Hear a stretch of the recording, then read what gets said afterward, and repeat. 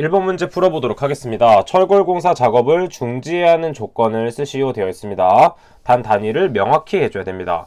총 3가지가 있는데 첫 번째는 풍속이 있고, 두 번째는 강우량, 마지막은 강설량이 있겠습니다. 먼저 풍속의 조건은 무엇이냐면 10m/s 이상인 경우에는 중지를 해야 되고, 두 번째 강우량은 몇이 되냐면 1mm/h 이상인 경우 작업을 중지. 그 다음 마지막에 강설량은 1cm/h 이상인 경우에 작업을 중지해 줘야 됩니다. 반드시 단위를 정확하게 기입해 줘야 됩니다. 다음 문제 보도록 할게요. 2번 문제 보도록 하겠습니다. 공장의 연평균 근로자 수는 1,500명이며 연간 재해 건수가 60건 발생했고 이 중 사망사건이 2건, 근로손실 일수가 1,200일인 경우에 연천인율을 구하는 문제입니다. 연천인율을 구하기 위해서는 연간 재해 건수가 아니라 연간 재해 자수가 있어야 되므로 먼저 도수율을 구해줘야 된다라는 것을 캐치해줘야 됩니다. 자, 도수율은 어떻게 구할 수 있냐면 연근로 총 시간수 분의 재해 건수가 되겠습니다.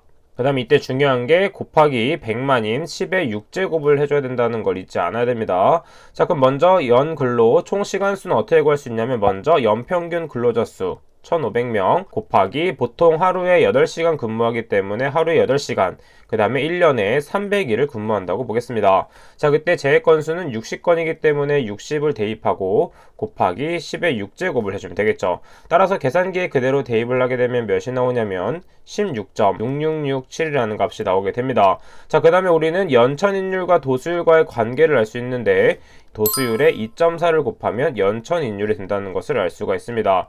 따라서 연천인율은 어떻게 구할 수 있냐면 1번에서 구한 도수율 16.6667 곱하기 2.4를 해주면 되는 것이죠. 따라서 그대로 계산기에 대입을 하게 되면 40.0001이 나온다는 것을 알 수가 있습니다. 따라서 정답은 소수점 둘째 자리까지 표현하는 것이기 때문에 연천인율은 40이 된다는 것을 알 수가 있겠죠. 다음 문제 보도록 하겠습니다. 5번 문제 보도록 하겠습니다. 산업안전보건법령상 연삭기 덮개의 시험 방법 중 연삭기 작동 시험 확인 사항으로 빈칸 안에 알맞은 내용을 쓰는 문제입니다.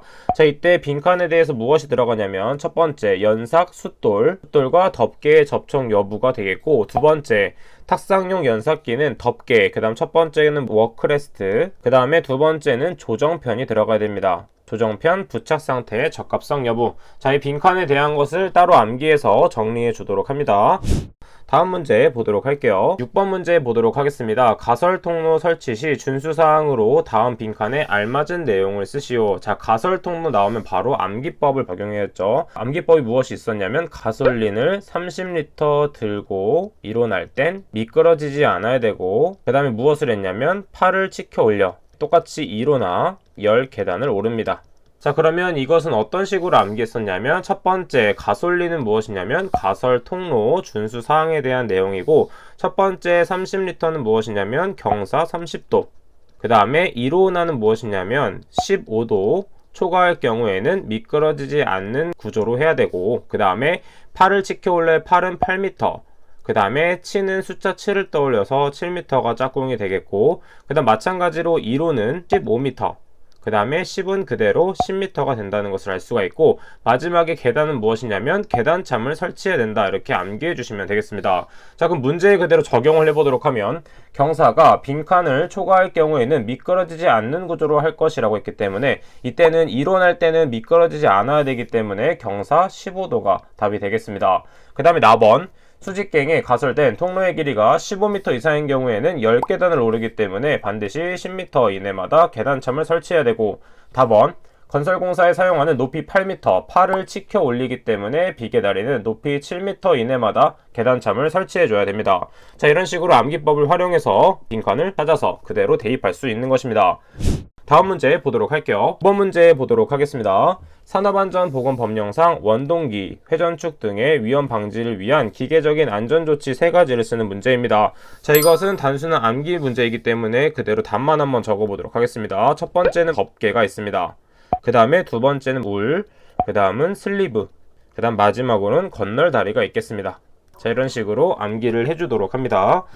다음 문제 보도록 할게요. 11번 문제 보도록 하겠습니다. 보호구 안전인증 고시상 사용 장소에 따른 방독 마스크의 성급 기준 중 다음 빈칸 안에 알맞은 내용을 쓰는 문제입니다. 자, 이건 단순하게 빈칸 채우기이기 때문에 빈칸을 한번 채워보도록 할게요. 먼저 등급이 고농도일 경우에 가스 또는 증기의 농도가 100분의 2 이하의 대기 중에 사용하는 것이고, 그 다음에 중농도는 무엇이냐면 가스 또는 증기의 농도가 100분의 1 이하의 대기 중에 사용하는 것.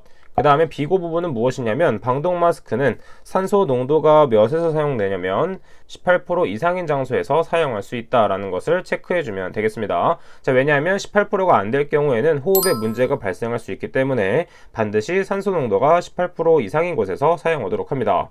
그럼 다음 문제 보도록 할게요. 12번 문제 보도록 하겠습니다. 비등액 팽창 증기 폭발인 BLEVE에 영향을 주는 인자 세 가지를 쓰시오라고 했습니다.